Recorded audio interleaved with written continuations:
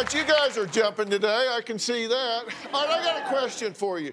How many of you guys have been in a situation where you got rolling along and real early on you got a cue, something's wrong here?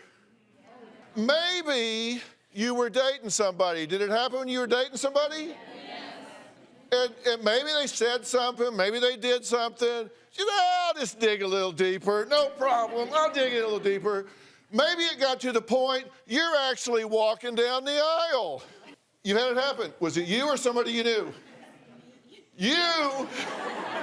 Okay, here's our first guest for today's show. No. Did you marry him?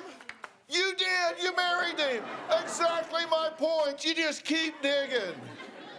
My guest today cannot seem to stop digging, okay? That's what we're talking about. They probably thought marriage would be as easy as 1, 2, 3, ABC.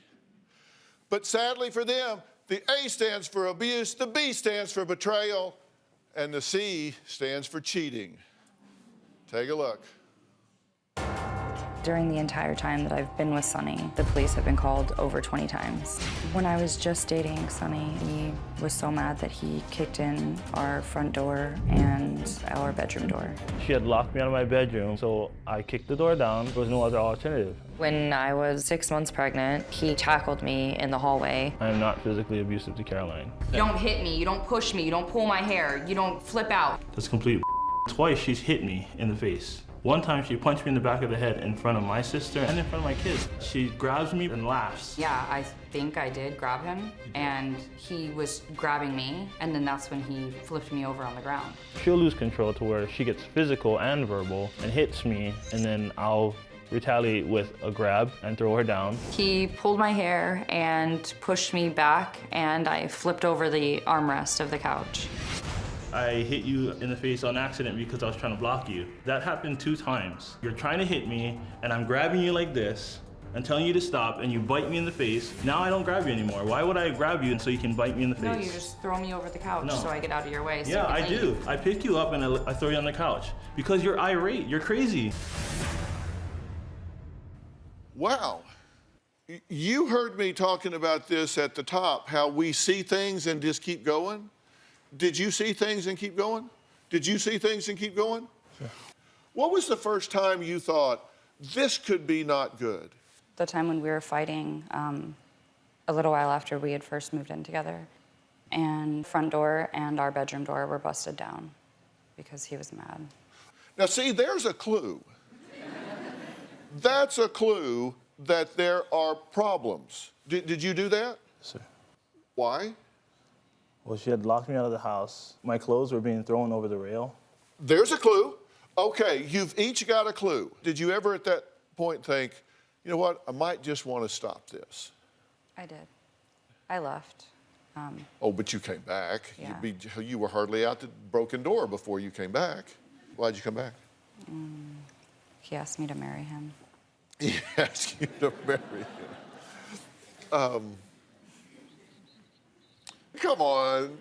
Why did you ask her to marry you? It didn't happen exactly per se like that. It was more like we kept talking to each other and it kept building. And, you know, like I'd say I'm sorry and she'd be like, you know, I'm sorry too. And it was just a stupid fight that we totally could have avoided, but it happened. A lot. Yeah. It happened a lot. Have you ever heard me say the best predictor of future behavior is past behavior? Mm-hmm. If you want to know what somebody's going to do tomorrow, look and see what they did yesterday. Because I put together, actually you helped us put together a timeline. Mm-hmm. And I want to go through some of it. Now you're not going to agree with all this. You're going to have a different version of this. And I'm going to tell you why it doesn't matter at this point. Because what I'm focused on right now is what your perception was. And this is what you believed, and you still did what you did. So your relationship became official back in July of 12. Weeks later, you say you get in a fight and Sonny pulls your hair out. I was laying on the pillow and he pulled the pillow out from underneath me because he said it was his couch and he told me and my friend to get off of his couch. And he pulled the pillow out, and when he pulled the pillow, it pulled some of my hair out. Okay, pulled a pillow out and with it, some of your hair. Okay. So then you leave. You said, you're not going to pull my hair out. I'm leaving. But then you come back and he proposes. And you say, okay, I'll do it. And sure enough, you guys get married. Now on your honeymoon, the guy that pulled your hair out on the couch, you say, you get in a fight and he leaves you stranded without a car or money for several hours out in the middle of nowhere on your honeymoon. He's pulled my hair out. I've moved out. He's left me stranded on my honeymoon. Let's just get pregnant. January, you're having complications. You say, I need help here. I need to go to the hospital. And you say, will you take me to the hospital, please? I'm having complications here. What did he say? He said he didn't want to go with me because we were fighting. Different version. Doesn't matter. Yeah, this is what's in her bank. Right. 6 months pregnant, you get in a fight, you bite him, your 4-year-old witnesses this, and then he shoves you, okay? You say he tackles you to the ground. You're 6 months pregnant. He tackles you to the ground. Then in August, your daughter's born. Cute as a button. Your daughter's born. Okay, so now we have that involved here. He quits his job, you get in a fight in the car. He's arrested for domestic violence, right? We know that because we have the police report here. Fight over a purse, hurt your finger. Then, even though you've been arrested for domestic violence, a few months later, you say he throws you to the kitchen floor. Now, this is all your perception. You know all this stuff, but you're hanging in there. And then this happens. And this is a bombshell that not any of this predicted. This was a game changer. My sister Ashley was the maid of honor at my wedding. In January of 2014, my sister moved in with my husband and I because she was having health problems. When Ashley was living with me, I felt like I finally had someone to talk to cry to have fun with. Caroline's sister Ashley is a bad influence. I can't stand her. I never expected that Sonny would have slept with Ashley. Well, that would be a bombshell in anybody's relationship. But they don't agree on what really happened that night. Surprise, surprise. The details get a little fuzzy because of another letter in the alphabet. Not just A, not just B, not just C, but D, drinking. Take a look. My husband, Sonny, cheated on me in June last year. I blame both my sister, Ashley, and my husband for allowing that to happen. Ashley said that she does not believe that they had sex that night. He said that they did have consensual sex. I don't even know what to believe.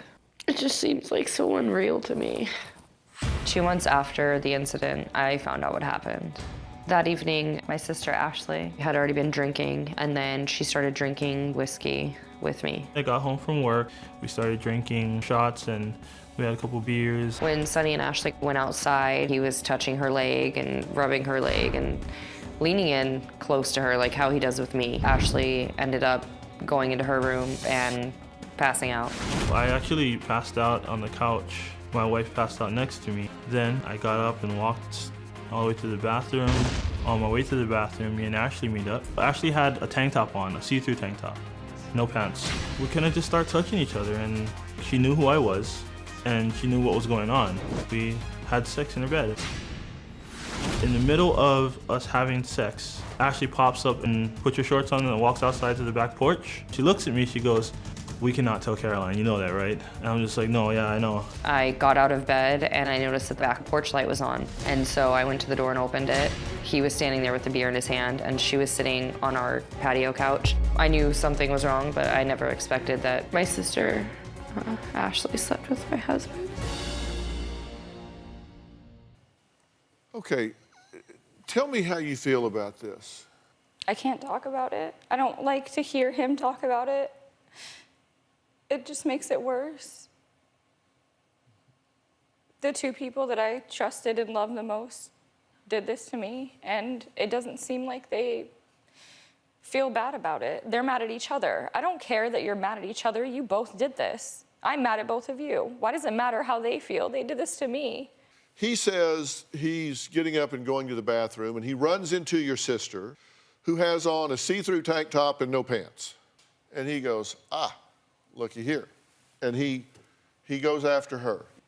I think that he saw it as an opportunity to drive a wedge between me and my sister because he's jealous of our relationship. So I think that he thought, awesome, Caroline's passed out. I'll just go have sex with her sister. But when he told me what happened, all I do is picture what happened. So it plays in my mind like almost every day. It hurts, and I don't want to think about it. And you say this wasn't planned. No. It just happened. There's no motive for it. There was no intention for me to sabotage her relationship between her and her sister. And again, I hate to blame alcohol, but it played a part. Started touching her, and she started touching me, and... You say you were drunk, but you knew what you were doing. Yeah. You knew, I'm in my home, and this is my wife's sister. This seems like a good idea. Why? What was going through my head was, hey, you know, and that was pretty much it. And you understand, she tells a completely different story. I'm sure.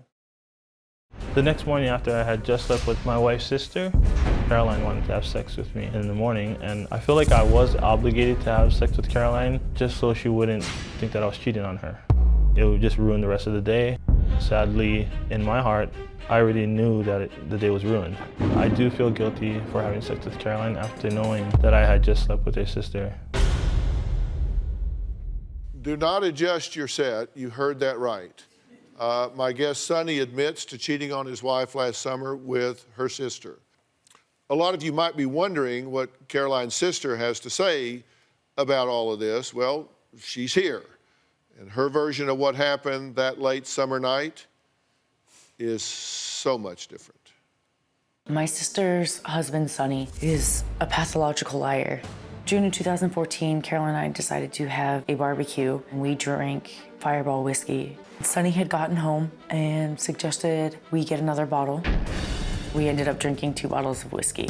After we had been drinking, I was exhausted. Everything was a blur. I remember vaguely stumbling into my room and passing out on my bed, falling asleep with all of my clothes on, and when I awoke, my pants were off. When I did wake up and realize someone was having sex with me, he wasn't in front of me, so I couldn't see who it was. I was very out of it, so I thought I was having sex with my boyfriend. I had turned around. That's when I realized that it wasn't my boyfriend, it was Sonny. I jumped out of bed. I grabbed my pants. I just remember sitting on the back patio, shaking. I was so confused on what happened. And I just sat there and I cried. I did feel guilty. I believed that it was my fault. Now I'm coming to the realization that's not me, it's him. I was assaulted. I never came out and told Caroline that. I never said those words. Till now, I do feel like I was almost raped. Well, I'm glad you're here. So he says the two of you ran into each other both on the way to the bathroom. Didn't happen that way? I don't remember that. Last thing I remembered was passing out in my bed. Well, what do you remember? I remember falling asleep, and I remember waking up with someone behind me being touched. And when I turned around, it was him. And I jumped off my bed and I ran out of my room and I ran into the backyard. And you agree that at one point during this, you did wind up in bed. Mm-hmm. And you do agree that at one point, she just all of a sudden jumped up and ran out. Yeah, she didn't run out. She just said, definitely not her boyfriend, and giggled, laughed, put on her pants, and walked out. And got dressed and left. She walked out to the back porch, like she said. This was in the middle of things? Yes, in the middle of things. Yeah. Did you wonder why she did that? Mm-hmm. I kind of just was like, what? What are you doing right now? And I didn't say that. I was just like, what? After she started putting on her pants and walking out. And then I put my pants on and walked out too. And so the two of you went out and sat outside. I walked Did you out. talk about what happened? Yeah. Well, what did you, do you remember talking about what happened? I vaguely remember him. I remember him coming out when I was sitting there smoking a cigarette, and he was saying something about Caroline. And then I think about a couple minutes later, Caroline, she was on the sofa and she'd come outside. Or she'd come to the door to come get Sonny. You don't remember what you were I talking don't really about? remember our conversation, no. So you went from being passed out to rallying, waking up, getting dressed, going outside, and sitting there. That's a pretty good recovery from pass out drunk to going vertical, getting dressed, walking out back, and sitting down and having a conversation. I mean, yeah, I woke up in shock. Like when I came to, I was in shock and I ran. I didn't know what to do. So you didn't know this was him? No. Yeah. Had your boyfriend been there? No. not He that hadn't been night. there that night? No. But I stayed the night a lot at his house, so I thought that I had passed out drunk over there. I was literally so drunk, I didn't even realize I was So at you home. were disoriented as to place and time. Yeah, I didn't even know I was You at didn't home. know what house you were in. No, I thought I was at his. I didn't realize I was in my own home. Because you thought, And- okay, so you weren't with your boyfriend that night. No. You woke up in bed with your sister's husband that night. You just assumed that you'd somehow been transported to your boyfriend's house and that he was behind you that night. And you woke up in your mind, in your drunken mind, you thought, I'm not at my sister's house anymore, and my boyfriend, who I wasn't with tonight, has somehow entered the picture. And do you believe this? My sister Ashley is the person that I love and trust the most, but it hurts that the person that I love the most betrayed me. Caroline's sister Ashley is a woman that has no self-respect. Ashley is very deceptive and manipulative. I would never choose to sleep with Ashley if I was not drunk. She's ruining my marriage. After I found out that Sonny had relations with my sister, my first instinct was to blame her. Ashley has a tendency to dress provocatively. If she would have dressed more conservatively, then maybe it might have played a small role in this not happening. Do you believe this? I do, because we've been best friends our whole lives, and she goes out and drinks and doesn't know where she is or what she's doing, so. Because you've been best friends all your life, you believe her because she tell you the truth. She's telling you, you think she's just telling you the truth. Well, no, because I've seen her that intoxicated before and been in a situation where she doesn't remember what happened and doesn't remember where she is or... Didn't you lie to her about this originally? I didn't tell her. I didn't lie. I just didn't tell her about it. Did you ask what was going on when you went out there? I kept telling her. You went out to the patio and you said, what's going on? Yeah. I was kind of mad because I looked around the whole house for both of them and I couldn't find them. And I'd cleaned up his throw up before I went to bed, got her a pitcher to throw up in. I mean, they were completely just... Yeah. Charming evening all the way around. But you, when she came out and said, what's going on, what did you say? I don't even remember what I even said to her. I don't even think I really even said much to her. Well, you didn't say, I just had sex with your husband in bed, or I was raped by your husband in bed, or anything of the sort. No. So you lied by omission. Yes. Right. Yeah. And what did you say? Same thing. I didn't say anything either. Okay. And the next day you were sober, right? Yes. You sobered up. Yes. And you remembered what happened. You knew exactly what happened, right? Yes. So you went to her and told her then. No, I kept it to myself. I didn't tell anybody. I'm sorry? I kept it to myself. I didn't tell anybody what happened. Okay, so you didn't confide in her then? You didn't say, hey, heads up here, I need to tell you something. I was violated last night. I you didn't need to know this guy came into my room and violated me last night. I didn't know how to tell her, and I didn't want to be the cause of any more problems with them. They were already having enough problems, and I didn't want that to be an issue for them. Our Twitter's blowing up on this. Jeanette Fuller says, if you drink so much you can't remember what happened, you need to stop drinking. At Havens _Mary says, well, Sonny, pointing the finger at your sister-in-law does not eliminate your responsibility for any of it. And at Cobra Girl AZ says, how does one allow themselves to cheat with their sister's husband?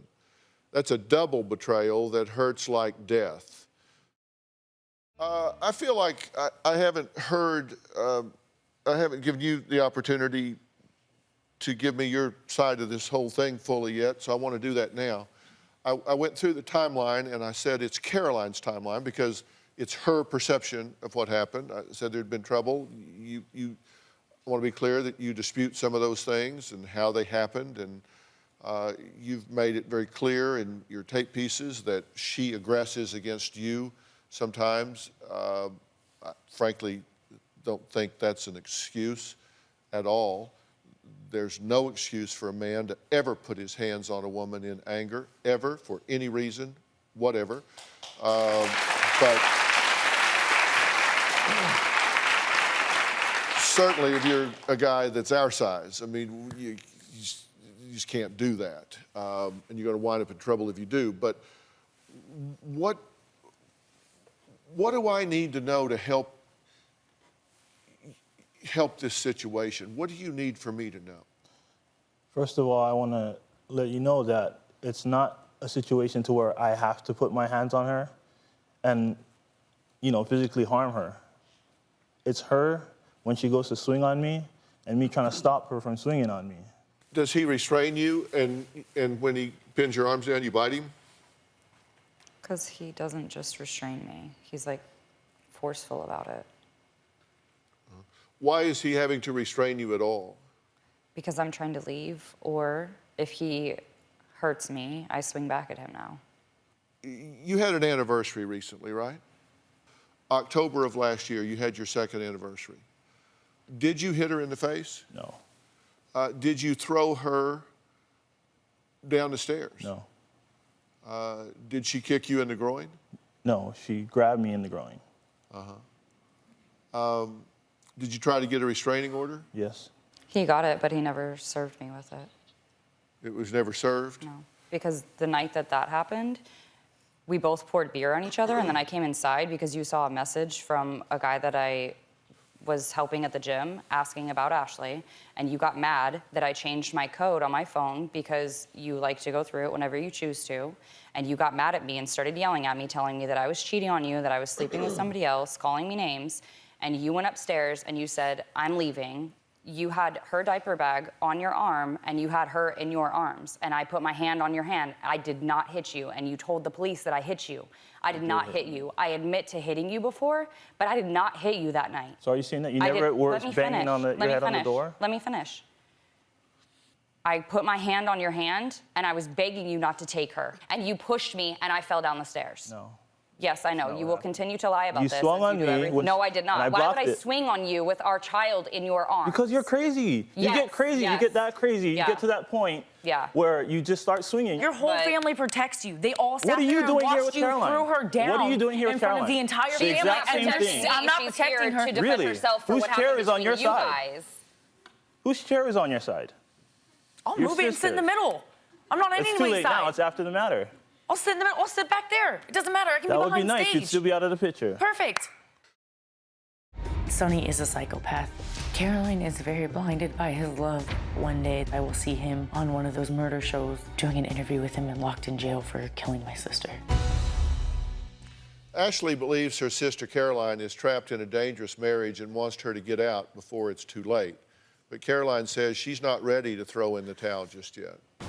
After fights, Sonny always made me feel like it was my fault because I would fight back with him. Every time after I fight with Sonny, he tells me that he's sorry and that it'll never happen again.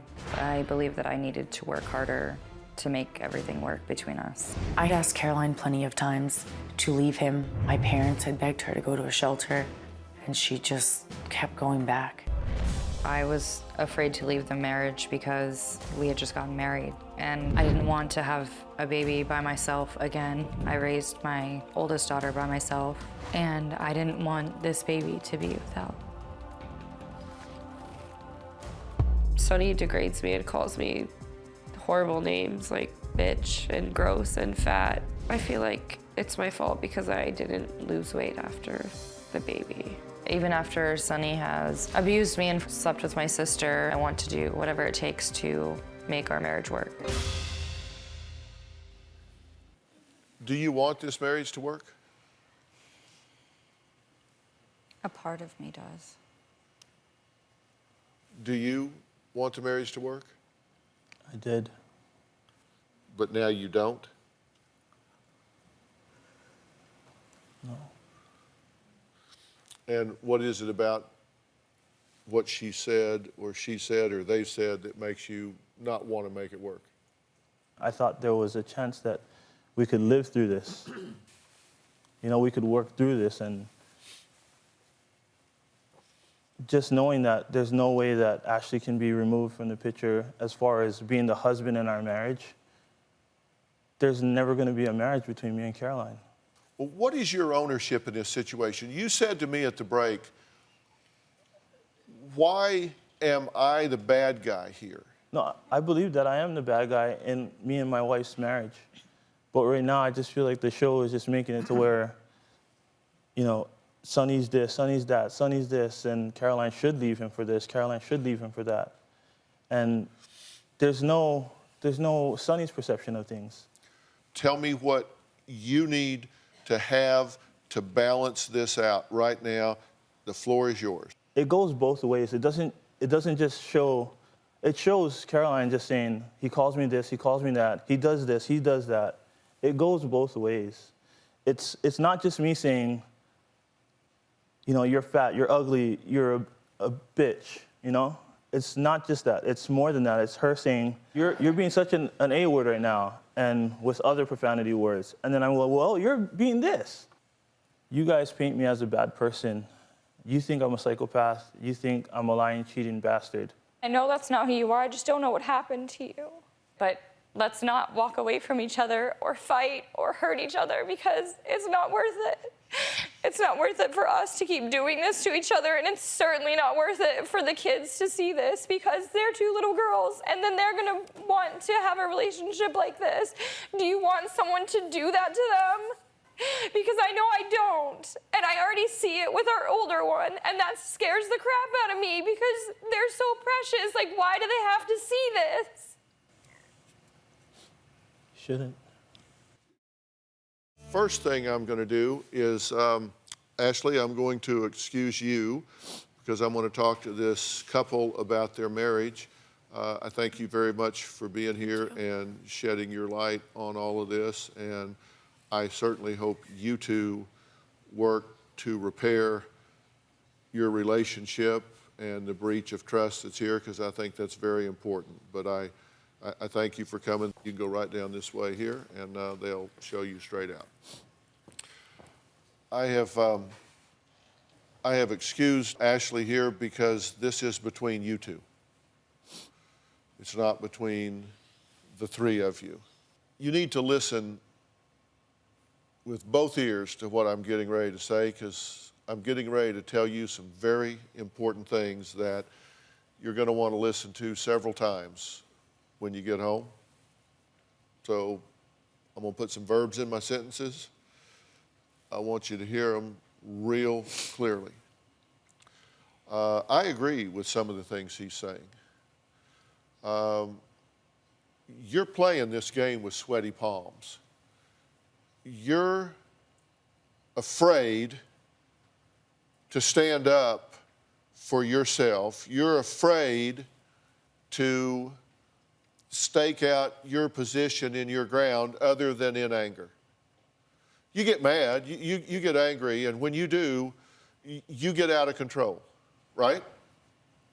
I mean, he's right about that part. This isn't, one log won't burn. The two of you fight. That doesn't justify him getting physical with you, but the only time you express yourself is in anger. You're scared here because you've loved and lost before. And you really don't want that to happen again.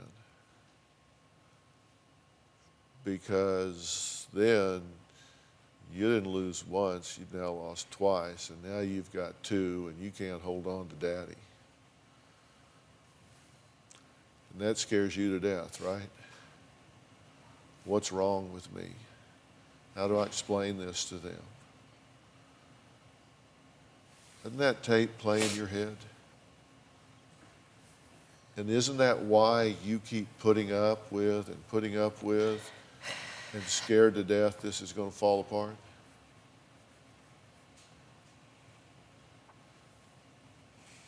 Let me tell you, what I fear, I create. And the very thing you fear is the very thing you're creating. You got to have self-respect before you can get respect from somebody else. And you got to respect yourself if you're going to command respect from him. It's not about demanding respect, it's about commanding respect. What your sister did, now whether she knew what was going on at the time or not, you can decide whether you believe that or whether you don't. But she knew it afterwards, and she didn't tell you. She lied to you by omission for a month. That's a betrayal. Any way you cut it, that's a betrayal. Do you get that? Yeah.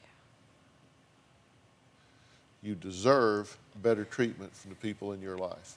And the only way you're going to get it is when you start giving better treatment to yourself. Sonny, there's a role of the man in the family.